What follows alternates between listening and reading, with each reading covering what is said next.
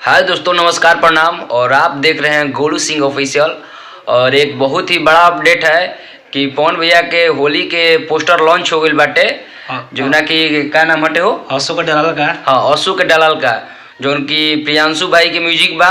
और उनमें जबरदस्त परफॉर्मेंस करते नजर आई है डिम्पल सिंह, जो उनकी एकदम उनका के दिखरे बड़े सोनू सरगम आरा के हवे। और डिम्पल सिंह के का बवाल परफॉर्मेंस देखे के मिली भैया के साथे। डीआरएस फिल्म से आवत हुए तो जहाँ से आए हरी हरी उड़ानी उसे मचा देगा धमाल, एकदम धमाल गार्दा ओकरो से जबरदस्त मचावे के बढ़ुए, ताकि विरोधियन के जल भी मत करे, जल के एकदम फोड़ा उठ जाए। कहाँ बा वही में समझा तड़ा जाना, एकदम गर्दा मचा देवे के बढ़ुए।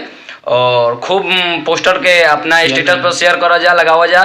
और जरा नहीं के पता ओकरा सब कोई के बताओ जा कि भैया के गाना होता डीआरएस म्यूजिक से एकदम गर्दा मचा देवे के बढ़ुए। होली है, बुरा ना मानो, होली है।